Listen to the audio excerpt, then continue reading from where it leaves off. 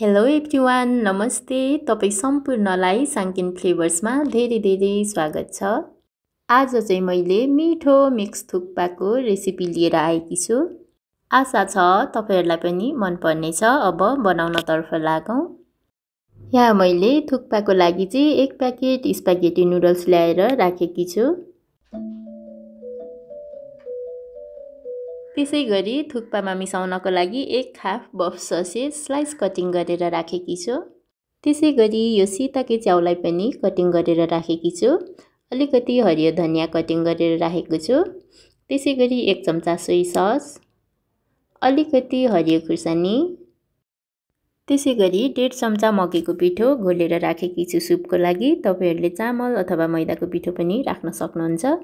त्यसैगरी आवश्यकता अनुसार स्प्रिङ अनियन काटेर राखेकी छु। 2 वटा मझौला खालको टमाटरलाई पेस्ट बनाएर राखेकी छु। अलिकति बन्दालाई पनि मसिनो गरी काटेर राखेकी छु। र थुक्पाको सामग्रीहरू चाहिँ यति नै रहेको छ। थुक्पाको लागि चाहिँ यो स्पागेटी नुडल्सलाई बोइल गर्न लागिरहेको छु। अघि नै देखाएको स्पागेटी नुडल्सको हाफ प्याकेट मात्रै बोइल गर्न लागिरहेको छु किनभने हामी खाने मान्छे थोरै छौं अनि भेज आइटमहरु पनि अलिक धेरै छ यसमा मिसाउनको लागि, त्यही भएर हाफ प्याकेट मात्रै बोइल गर्दै छु। अलिकति छिटो पाकोस् भनेर कभर गरेको किनभने यो अरु नुडल्स भन्दा चाहिँ अलिकति ढिला पाक्ने गर्छ। अब यो सीताके च्याउलाई पनि उम्लेको पानीमा राखेर 2-3 मिनेटसम्म बोइल गर्नुपर्छ।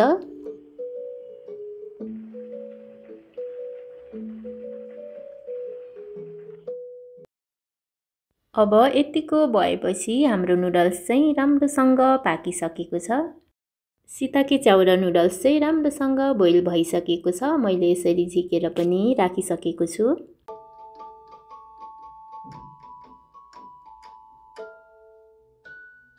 अब चाहिँ हाम्रो ससेज फ्राई गर्न बाँकी छ। यो चाहिँ सानो स्लाइसमा छ त्यही भएर छिट्टै फ्राई हुन्छ।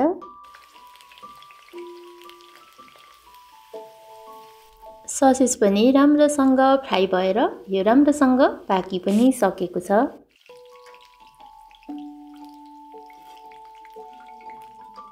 अब चाहिँ हाम्रो थुक्पाको सुप रेडी गर्न बाँकी छ। त्यसको लागि सुरुमा सीताके च्याउलाई राखेर एकछिनसम्म भुट्ने। मसिनो गरी काटेको 2 केसरा लसुन र अलिकति बेसार पनि एड गरे।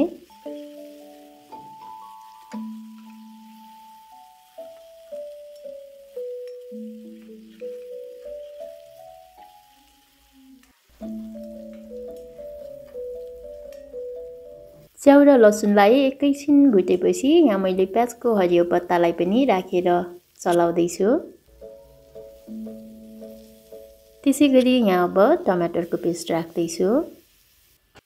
अब स्वाद अनुसार नुन राख्दै छु।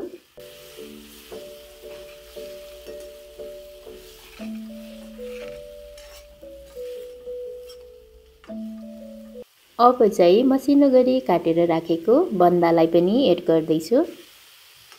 अब यसलाई एकैछिन मात्र भुट्ने।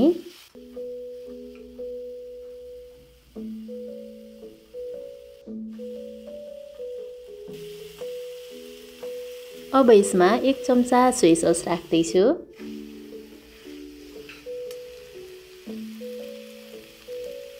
अब चाहिँ हरियो प्याजको पत्तालाई पनि राखिदिने। प्याजको पत्ता र बन्दा चाहिँ तपाईले सुप हालिसकेपछि माथिबाट राख्दिनु भए पनि हुन्छ। मैले चाहिँ अगाडि नै राखेर थोरै मात्र भुटेको हो। अब चाहिँ सुप अलिकति बाक्लो बनाउनको लागि मैले चाहिँ 1.5 चम्चा मकैको पिठो घोलेर राख्दै छु। तपाईहरुले चाहिँ मैदा अथवा चामलको पिठो पनि राख्न सक्नुहुन्छ। हामी चाहिँ मैदा नखाने भएको भएर घरमा चाहिँ छैन रहेछ, त्यही भएर मैले चाहिँ मकैको पिठो राखेको हो। अनि सुप कतिको मन पराउनुहुन्छ त्यही अनुसार पानी चाहिँ एड गर्नु होला। मैले चाहिँ पकाउँदै गरेको भाँडोमा नै नुडल्स राखे। तपाईहरुले डाइरेक्ट बाउलमा राखेर पनि खान सक्नुहुन्छ। अब चाहिँ अघि नै फ्राई गरेको ससेज र हरियो धनिया पनि राखेर राम्रोसँग मिक्स गर्दिने।